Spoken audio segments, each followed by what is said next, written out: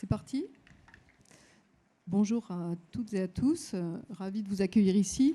Je prends le relais de Sophie Roland qui malheureusement a le Covid, donc j'ai embrayé sur l'animation du débat. Je suis donc Anne Thézenas-Dumoncel, déléguée générale de la conférence des écoles de journalisme.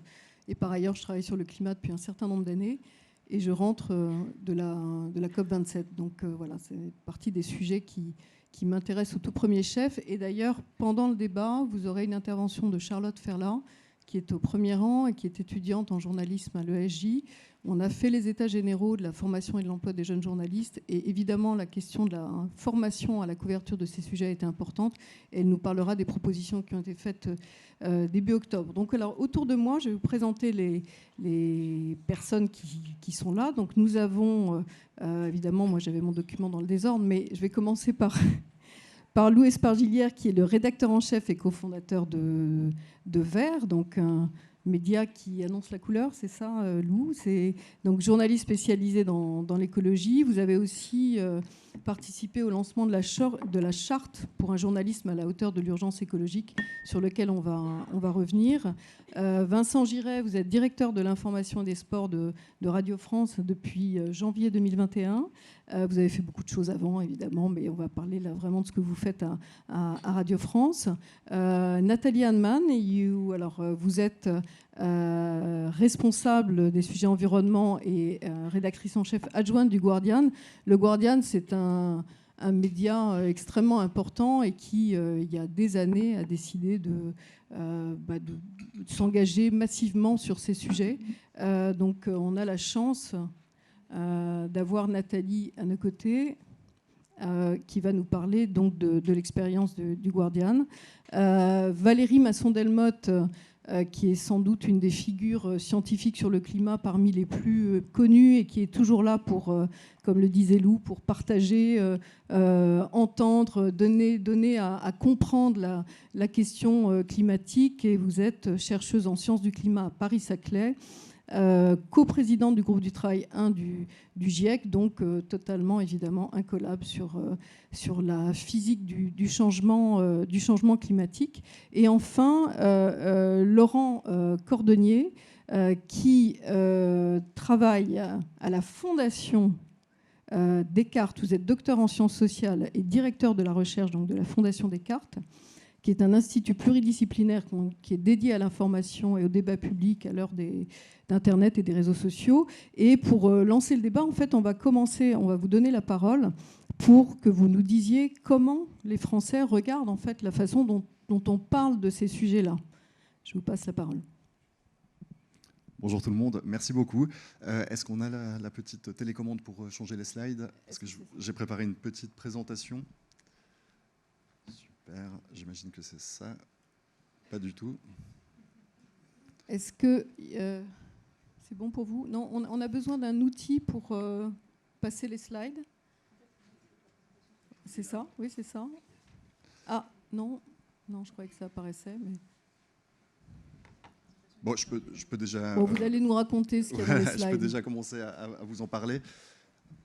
Ah, on n'a pas mes slides. Ok, très bien. Ok, donc, bon, voilà, c'est le direct.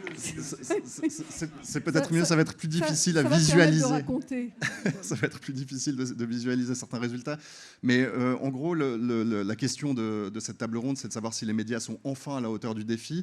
Et moi, je vous propose la réponse des Français à cette question, puisque nous les avons interrogés dans le cadre d'une étude conduite pour la Fondation Descartes. Alors, c'est une étude de très vaste ampleur dans laquelle on a abordé beaucoup de questions, hein, notamment la question d'analyser le comportement informationnel de la population sur le sujet climatique, par quels canaux passe-t-il, etc., à quelle fréquence s'informe-t-il sur le climat.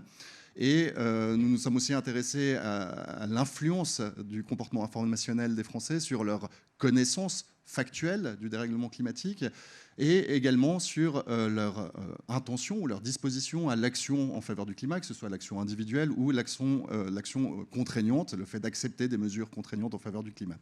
Et donc, un des petits points de cette étude, c'était de savoir comment les Français, avoir un peu une photographie de l'opinion des Français sur la couverture médiatique du climat. Et donc nous leur avons soumis une dizaine de critiques possibles qu'on peut adresser au climat. Et ce qu'il en ressort, c'est que les critiques qui reviennent le plus dans la population, qui sont majoritaires dans la population, peuvent être regroupées sous une typologie qu'on va dire le manque de journalisme de solution. C'est la première critique adressée par la population aux médias, c'est qu'ils ne sont pas assez axés sur les solutions. Les Français leur reprochent dans un même temps de ne pas être assez rigoureux et scientifiques sur les questions climatiques. Une deuxième famille de critiques qui apparaît dans l'analyse, enfin une troisième, après celle de rigoureux et pas assez scientifique, c'est le fait que les médias seraient trop politisés, militants sur la question climatique. Alors cette part de réponse est toujours faiblement majoritaire, si vous voulez, en France, mais elle vient en deuxième position après celle que je vous ai évoquée. Et enfin, finalement, on a les critiques les moins partagées dans le pays, mais qui représentent à peu près quand même une quarantaine de % de nos répondants, qui étaient représentatifs de la population, qui consiste à dire que la couverture médiatique du climat est trop anxiogène, on va dire, trop alarmiste. Et ce qui est intéressant, c'est qu'en réalité, si on prend ces 4 grands types de critiques à l'égard du climat, elles se regroupent entre elles. C'est-à-dire que la critique qui consiste à dire que le journalisme, enfin les médias n'ont pas une approche assez axée sur les solutions, et celle qui reprochent aux médias de ne pas assez être rigoureux et scientifiques sur la question, vont ensemble statistiquement. C'est-à-dire que les gens qui adhèrent à l'une de ces critiques adhèrent plus que les autres aux autres critiques de la même famille. Et on a une deuxième grande famille de critiques qui sont celles qui vont ensemble également statistiquement, qui consiste à dire que le traitement médiatique du climat est trop militant et trop anxiogène.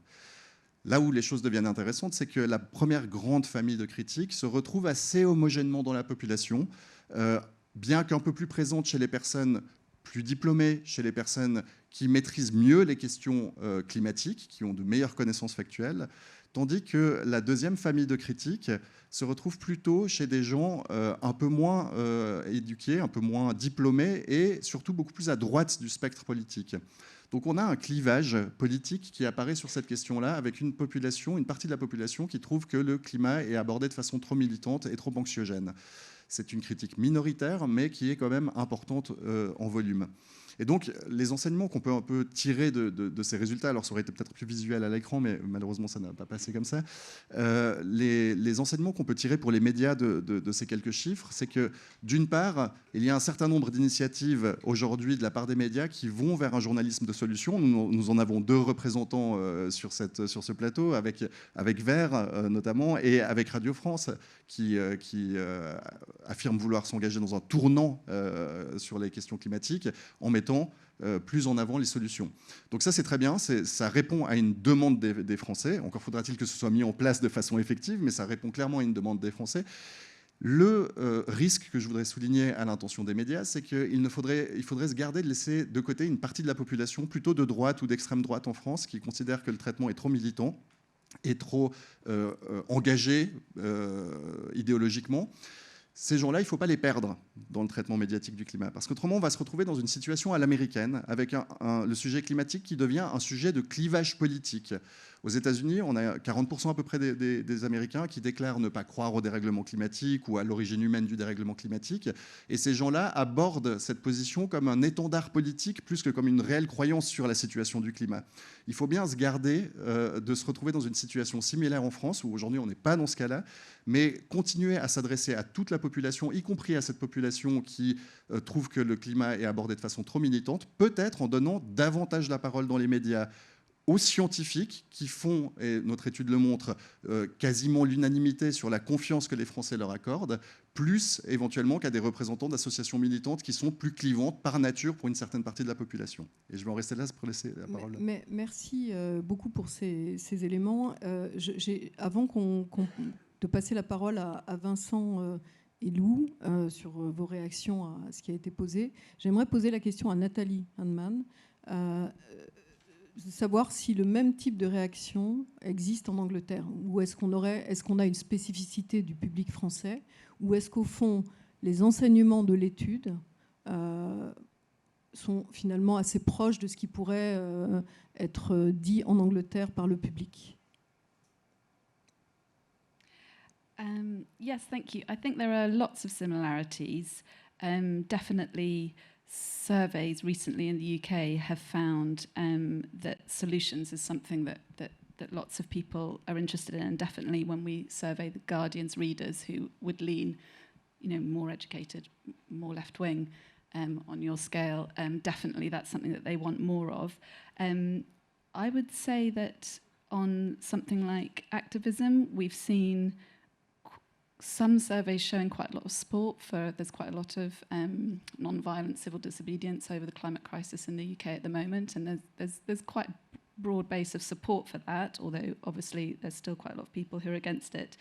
I think one other dividing line that I've seen in the surveys that you didn't mention, and I don't know is replicated in France, is around age. So actually one of the biggest differences you'll find is young people across the spectrum politically and on education and socioeconomic indicators are much more in favour of action on the climate crisis, whereas older voters less so. Nathalie, maybe I'm going to translate. So vous avez une traduction? Non. Non. Il y a des casques, donc pour ceux qui n'en ont pas. C'est bon, vous avez des casques. Ok, non mais voilà, très bien. Désolée pour l'interruption. Oh, bon, alors juste pour dire qu'en gros, peu ou prou, c'est les mêmes thèmes, mais qu'il y a une différence, notamment sur la jeune génération, qui est constatée par Nathalie en Angleterre. Vincent, comment tu réagis à l'étude, donc qui a été aux enseignements de l'étude? L'étude, honnêtement, je la trouve très bonne et surtout très pointue sur les 5 reproches qui nous sont faits, ou en tout cas les 5 opinions que les Français ont décrites, pas assez proches des scientifiques. Je pense que, là je vais parler pour nous journalistes, je pense qu'on y travaille, on avance, mais bien évidemment il faut que le journalisme se tienne le plus proche possible des scientifiques, et je salue moi tous les scientifiques qui viennent dans l'arène publique. C'est pas simple de venir dans l'arène publique. On prend des coups, on est pris à partie, voilà, et les scientifiques sont sortis de leur labo, sans doute face à cause de l'urgence. Valérie Masson-Delmotte le dira mieux que je ne vais le dire, mais nous en tout cas on a eu des scientifiques qui sont venus frapper à notre porte en disant maintenant d'abord on voudrait que vous soyez meilleurs, et on sent que vous avez besoin de vous former, et on est en train de construire un compagnonnage du journalisme et du monde scientifique. C'est complètement nouveau et je pense que c'est très utile. Pas assez proche des solutions, je pense que c'est tout à fait juste aussi. C'est-à-dire que notre devoir, et je pense si on veut regagner un impact dans le journalisme et de la confiance, il faut que nous éclairions les voies de passage. Si nous sommes seulement dans la description de la catastrophe annoncée, on ne mettra personne en mouvement, on sera repoussoir, et on n'allume pas la radio, on ne lit pas un journal, simplement pour entendre que la catastrophe est inéluctable. Ça n'empêche pas, bien évidemment, d'écouter très sérieusement les scientifiques. Et trop militant, je pense que c'est un bon sujet de réflexion pour nous.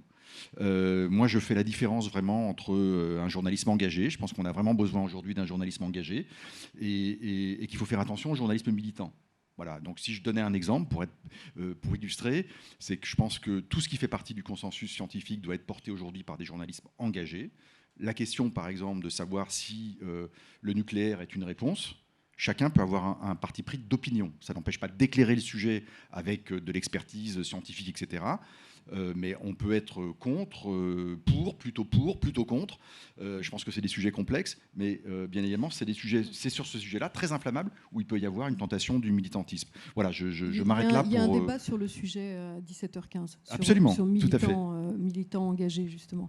Lou, ta réaction à l'étude? Oui, ces chiffres, en fait, ils corroborent des chiffres qu'on a déjà vus dans de précédentes études. Je voudrais apporter une précision. En France aussi, il n'y a que 6 Français sur 10 qui sont d'accord, entre guillemets, avec le consensus scientifique sur le réchauffement climatique et son origine humaine. Absolument. Donc en fait, on a exactement les mêmes problèmes en France. Et à cet égard, la responsabilité de l'enseignement national et des médias est absolument majeure. D'ailleurs, le GIEC s'y est pas trompé, hein, dans son dernier rapport. Il est écrit que les médias cadrent et transmettent les informations sur le changement climatique et qu'ils ont un rôle crucial dans la compréhension qu'en a le public et sa volonté d'agir. Donc c'est absolument fondamental que nous, passeurs d'informations, on soit déjà mieux formés globalement. Aujourd'hui, ce n'est pas possible que des journalistes économie continuent de ne pas avoir une formation minimale sur le changement climatique et célèbrent la reprise du trafic aérien, alors que sur la page d'à côté, on déplore les incendies, alors que le le secteur aérien est l'un des principaux moteurs de la crise climatique aujourd'hui. Donc ça, c'est un point qui est fondamental. Et ensuite, effectivement, sur le côté anxiogène et pas scientifique, ça, c'est vraiment deux obsessions qu'on a un peu à Vert. Et si je peux dire en 2 secondes, Vert, c'est une newsletter quotidienne, un petit journal envoyé sous forme de newsletter et qui propose des articles courts, simples, facile d'accès, et on essaie d'être vraiment dans une démarche constructive et de montrer aux gens ce qu'il est possible de faire à toutes les échelles. Et donc on a vraiment ces lunettes, ce prisme solution un peu qu'on essaie d'apporter sur tous les sujets. Et par ailleurs, on fait beaucoup de jeux de mots, on essaie d'être un peu léger, parce que la dernière chose dont on a besoin aujourd'hui, c'est d'avoir une population qui est sidérée par la brutalité des informations sur le changement climatique.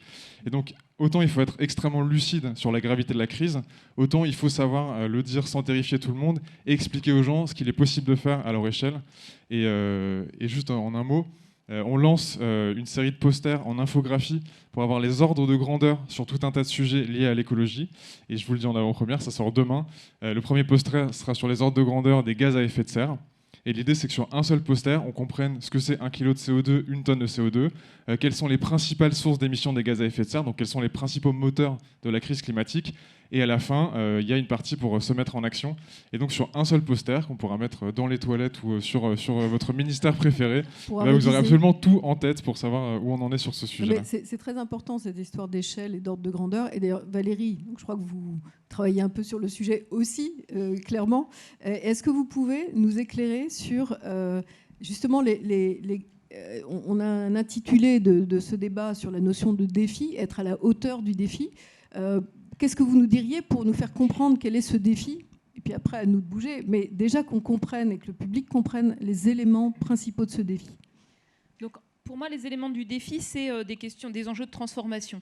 Donc, nos activités, en rajoutant des gaz à effet de serre, entraînent une accumulation de chaleur, un niveau de réchauffement planétaire qui monte et des multiples conséquences qui dépendent directement du niveau de réchauffement planétaire. Par exemple, l'augmentation des extrêmes chauds avec des enjeux de santé majeurs, l'augmentation des pluies intenses, des sécheresses, des choses qui dépendent directement du niveau de réchauffement planétaire ou via l'effet sur les écosystèmes dont nous dépendons. Et puis ensuite, on met en mouvement les composantes lentes, les glaciers, l'océan profond, qui vont réagir à très long terme, donc des changements inévitables auxquels il faut se préparer. Donc, les enjeux de transformation, c'est vivre avec un climat qui se réchauffe et des conséquences à long terme. Donc, être capable de réagir non pas après coup ou de se préparer en regardant dans le rétroviseur, mais d'être capable de mobiliser les connaissances scientifiques pour savoir à quoi s'attendre, en tenir compte, de sorte à limiter les conséquences. Donc ça, c'est les enjeux de gestion de risque ou d'adaptation. Et puis l'autre volet, bien sûr, c'est agir sur les causes. Donc sur les émissions de gaz à effet de serre, comprendre ce qui en émet le plus, les énergies fossiles, charbon, pétrole, gaz, certains processus industriels, donc les gaz par exemple fluorés, qui ne sont que des produits de l'industrie, ou bien les effets dus au changement d'utilisation des terres, destruction d'écosystèmes notamment, et leur capacité par exemple à stocker du carbone. Donc pour agir sur les causes, ce sont des enjeux en fait de transition à l'échelle de tous les grands systèmes, c'est-à-dire l'industrie, l'énergie, les systèmes urbains, notre manière de gérer les terres, notre rapport avec les écosystèmes, notre alimentation, et puis aussi nos styles de vie. Donc c'est vraiment, ça touche profondément chacun de ces systèmes. Donc agir sur les causes, agir sur les conséquences, se percevoir nous-mêmes comme acteurs de l'ensemble de ces transformations. Et dernier volet, avec des enjeux de solidarité, comprendre en fait qu'on n'est pas tous égaux face aux conséquences d'un climat qui se réchauffe. On n'a pas les mêmes responsabilités actuelles, les mêmes capacités à agir. Et puis également, on n'a pas le même niveau d'exposition ou de vulnérabilité aux conséquences d'un climat qui se réchauffe. Il y a 3,5 milliards de personnes dans des contextes qui sont hautement vulnérables. Et donc il y a aussi des enjeux, je pense, de solidarité, d'empathie, qui font partie de ce défi à relever. Et Valérie, j'avais envie de vous demander, qu'est-ce que vous attendez des journalistes dans ce contexte-là ? Et est-ce qu'ils travaillent bien, à votre avis, ou sur quoi ils doivent bouger ? Alors, en fait, comme c'est des situations qui sont nouvelles, à la fois donc, les conséquences d'un climat qui se réchauffe partout, mais aussi les enjeux de transformation et les solutions à apporter, je pense qu'il y a une mission un peu d'éducation. Donc donner des clés pour comprendre les déterminants, les relations de cause à effet, mais aussi donner des clés pour comprendre, pour éclairer les choix qui sont possibles. Et je pense que ce qui est frappant dans les récents rapports du GIEC, Donc sans les rapports du GIEC, le constat serait le même, mais ça permet d'avoir une vision d'ensemble à partir des travaux scientifiques, par l'examen en fait de milliers de publications, qui est un travail collectif, qui en dégage en fait des éléments clés. Donc pour moi, ce qui est frappant, c'est à la fois la gravité de la situation, donc des impacts durs partout, et puis à côté de ça, la capacité à agir. On sait en fait ce qui fonctionne pour s'adapter à un climat qui se réchauffe, et on sait qu'il existe des leviers d'action dans tous les secteurs, puis aussi sur les styles de vie, qui pourraient permettre à chacun de vivre correctement, tout en divisant par plus de 2 les émissions de gaz à effet de serre dans le monde d'ici à 2030. Et ce volet de capacité à agir, le retour d'expérience de ce qui est déjà fait, de ce qui porte ses fruits. Par exemple, les politiques publiques déjà mises en œuvre, elles permettent d'éviter à peu près 6 milliards de tonnes d'émissions de gaz à effet de serre en CO2 équivalent par an. C'est même pas su, ça. Le fait d'arriver à éclairer les différents enjeux de transformation, je ne sais pas, pour les transports, pour l'alimentation, pour l'énergie, donner pour la manière dont on se chauffe, donner des éléments factuels aux personnes, montrer ce qui est efficace et montrer en fait quand on agit les enjeux aussi de le faire d'une manière juste, parce qu'on peut aussi se planter massivement. Donc montrer en fait ce qu'est une adaptation par exemple réussie, avec des bénéfices dans tous les sens, et ce qu'on appelle une maladaptation, c'est-à-dire on veut réduire les risques pour certains types d'activités, certains types de personnes à court terme, mais en fait on va créer de nouveaux risques à plus long terme, indirects. Donc arriver à montrer cette complexité de la même manière que les enjeux d'agir de manière juste sur les émissions de gaz à effet de serre. Voilà. Je pense que les médias ont un rôle tout particulier à apporter ces éléments d'éclairage de choix, de retour d'expérience. Ça peut aussi être intéressant et stimulant, créer une émulation et tout le reste. Et les médias, ils ont aussi ce rôle de nous montrer tous partout dans le monde en train de nous transformer, voilà, pour échapper au fatalisme. Merci Valérie. Nathalie, justement, vous êtes pionnier au Guardian sur ces sujets-là. Vous avez écouté Valérie Masson-Delmotte. Vous pouvez nous raconter comment et pourquoi d'ailleurs vous êtes décidé de vous engager aussi massivement sur le sujet, et concrètement, qu'est-ce que ça signifie pour une rédaction? Voilà. Comment ça marche chez vous? We've always been committed to covering this. I think we appointed the first environment editor more than 30 years ago, but it was about 5 years ago that we really felt we wanted to massively expand what we did beyond the team of people that were then on the environment desk. One of the things that we sort of recognised is that all journalists were going to be climate journalists in the near future, because as Valerie has outlined, this is going to impact every aspect of our lives and how we live. So we held a series of seminars for senior leaders. We brought in climate scientists, we brought in Cristina Figueres from the COP process, and some of our own climate journalists to talk about exactly what's been outlined, the reality of the situation, the causes, the effects, and some of the proposed actions to address it.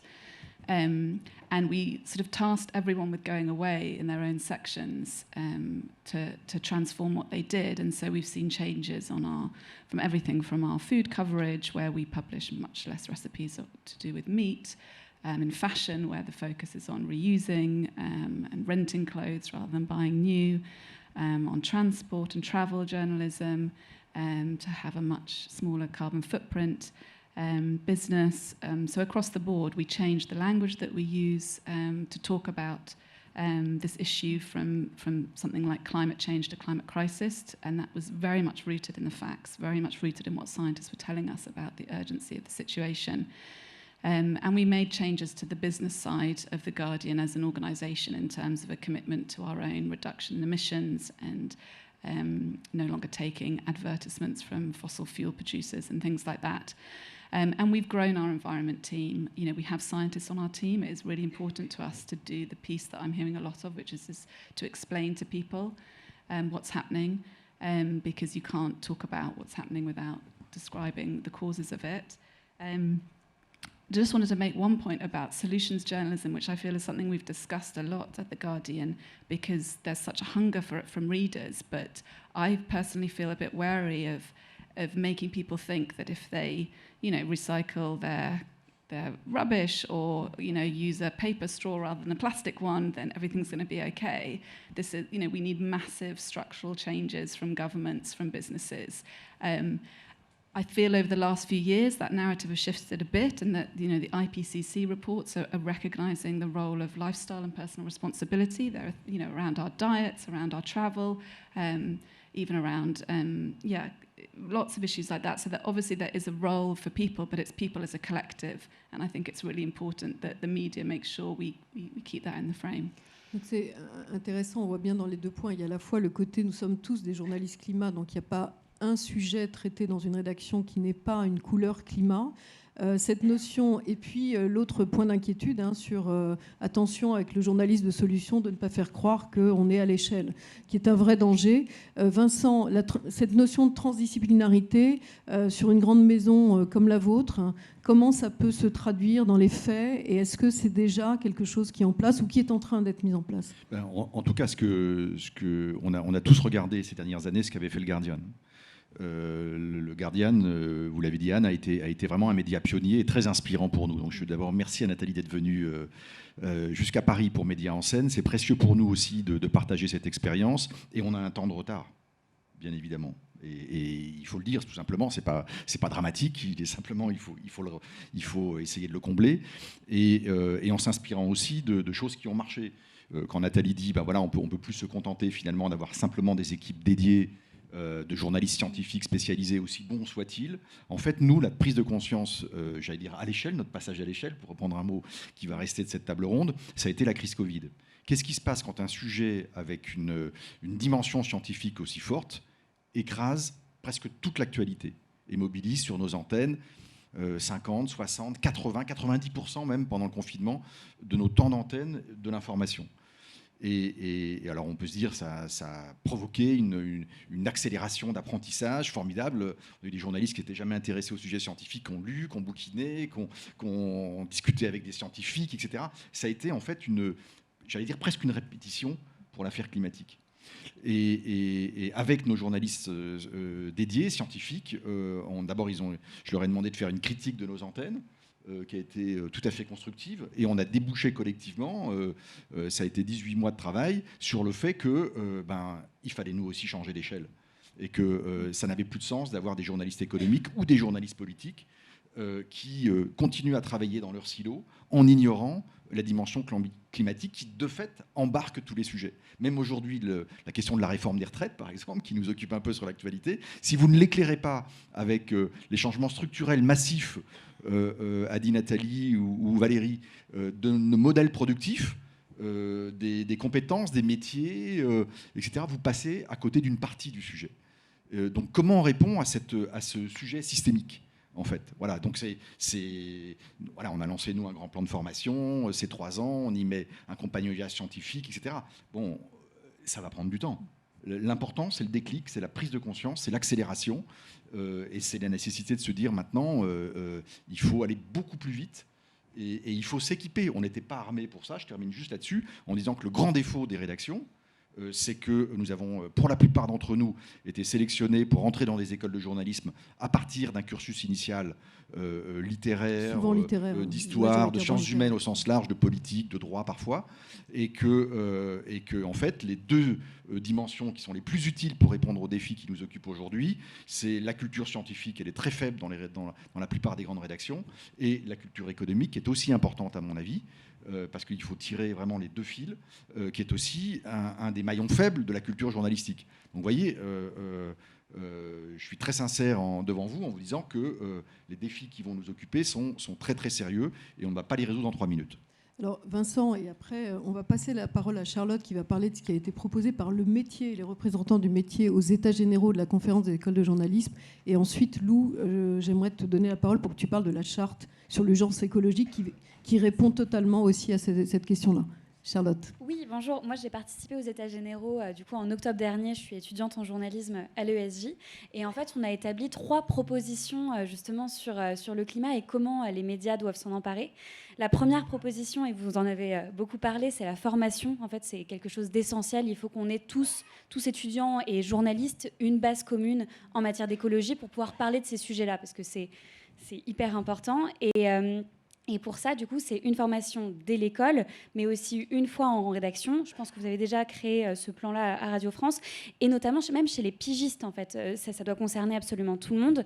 Le deuxième point, la deuxième solution, ce serait également de créer une sorte d'annuaire d'experts climat que l'on pourrait, tous journalistes, consulter pour vraiment avoir des référents crédibles et solides face à nous.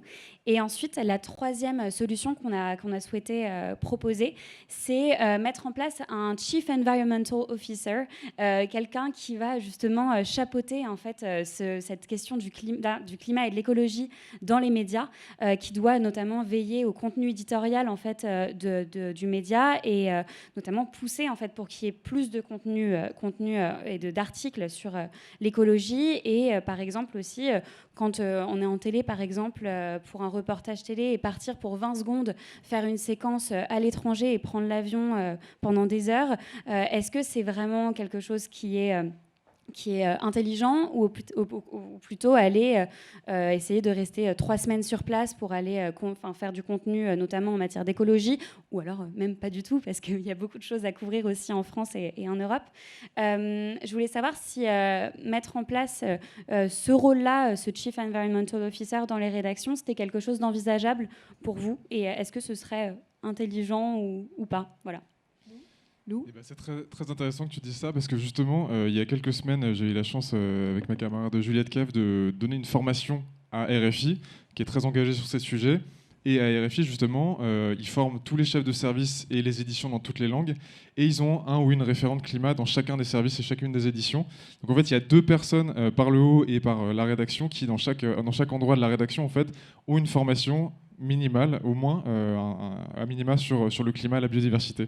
Donc en fait, je trouve ça hyper intéressant, et c'est bien qu'il y ait beaucoup de points de relais comme ça dans les rédactions, avec des gens qui, quand on oublie un petit peu, redisent « Attends, mais ça en fait c'est lié au climat, ça c'est lié à la biodiversité, ça il ne faut pas le traiter à part et tout », donc c'est hyper intéressant.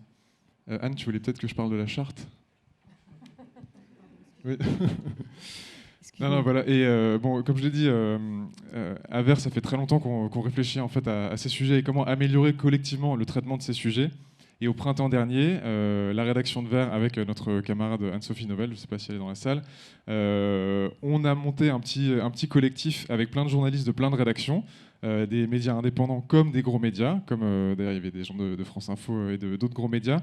Et pendant plusieurs mois, on a phosphoré tous ensemble pour mettre au point un texte qui identifierait la plupart des problèmes qu'on rencontre dans le traitement médiatique de l'écologie et qui proposerait des solutions à ces problèmes. Et donc ça a débouché sur la charte pour un journalisme à la hauteur de l'urgence écologique, pas la charte des journalistes environnement ou des journalistes écolos, qui est sortie en septembre. Et donc qui en 13 points se veut être une sorte de boussole pour collectivement aiguiller en fait, sur des bonnes manières de traiter tous les sujets liés à l'écologie, en rappelant que tous les sujets ou presque sont liés à l'écologie. Et parmi les points qu'il y a dans ce texte, il y a par exemple le fait de repérer le greenwashing, qui aujourd'hui en fait est un contre-récit, un récit alternatif, des faits alternatifs à la crise climatique, porté par tout un monde politique et industriel qui veut faire croire en fait qu'on pourrait ne rien changer ou faire des ajustements marginaux quand c'est un véritable bouleversement qui est requis par la crise climatique. Il y a des points sur la vulgarisation, la pédagogie, sur la transparence, sur la formation. Et il y a un point qui me semble hyper intéressant, et c'est le 13e, et c'est pour ça qu'on a fini là-dessus, qui est sur la coopération. En disant que voilà, en gros l'heure est trop grave pour qu'on réfléchisse avec des logiques concurrentielles habituelles. Et en fait, ce texte-là a été porté par plein de journalistes de plein de médias. Et aujourd'hui, on doit faire cause commune autour du droit de savoir des citoyens sur l'écologie, vu l'heure qu'il est d'un point de vue climatique.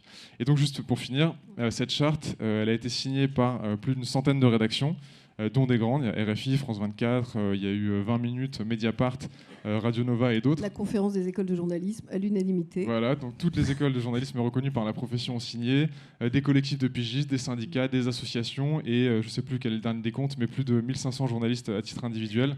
Donc voilà, c'est un gros succès qui dépasse largement l'audience des petits médias qui ont porté ça. Et moi, je crois que le succès qu'a rencontré cette charte raconte vraiment un changement d'époque sur le sujet pour les médias. Si on revient à 2015, l'accord de Paris, et aujourd'hui, le monde a vraiment changé en termes de prise de conscience, de mobilisation, de travail. Enfin, pour moi, ce que j'observe dans le métier, c'est une évidence. Alors, je crois qu'on va aborder maintenant les questions de la salle. On va en prendre deux, trois questions. Est-ce qu'il y a des questions dans la salle ? Pas grand-chose. Je vois rien, moi. Oui. Oui, on vous écoute. Bonjour. Bonjour, monsieur. Donc, merci à tous. En fait, donc, moi, je me suis un petit peu intéressé à l'écologie. C'était juste après, je dirais, le premier sommet, enfin, un des premiers sommets mondiaux sur la planète qui s'était passé à Rio de Janeiro en 1992. À cette époque-là, je dirais, l'écologie n'était pas tellement présente dans les médias.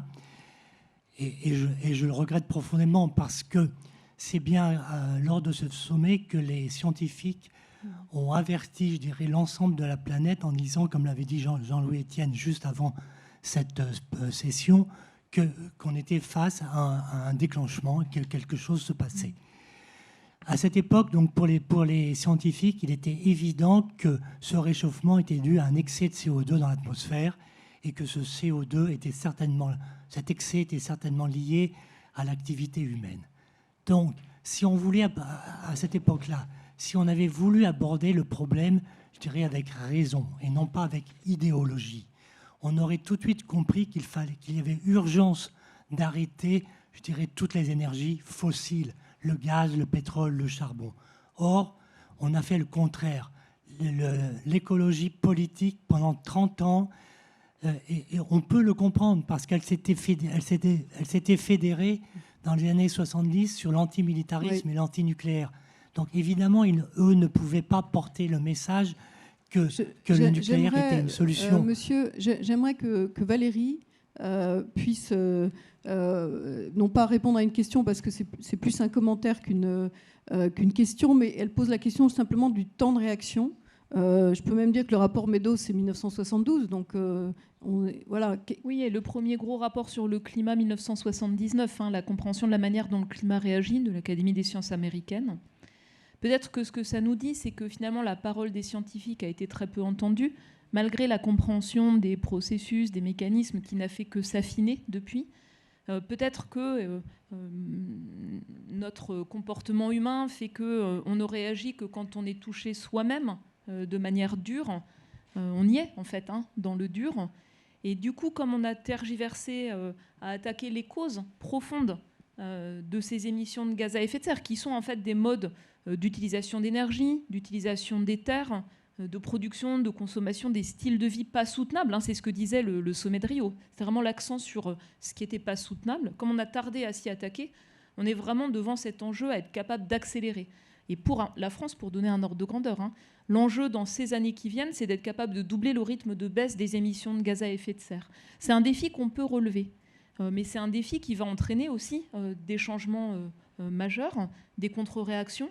Et dans les échanges que vous avez eus, il me semble que vous avez abordé la question des valeurs, vous avez abordé les questions liées à l'âge. C'est très frappant quand on parle à des gens qui ont 25 ans ou des gens qui ont 80 ans. 2050, ça ne dit pas la même chose non plus, c'est évident. Mais il y a aussi en fait autre chose, et vous l'avez à peine effleuré. Il n'y a pas que le greenwashing, il y a aussi la désinformation. Il y a un travail de sape qui est fait. Une publication dans un des journaux du groupe Nature cette semaine qui montre qu'en fait en Europe, cette désinformation, elle ne cible pas la réalité du changement climatique ou ses causes, mais elle cible les options d'action.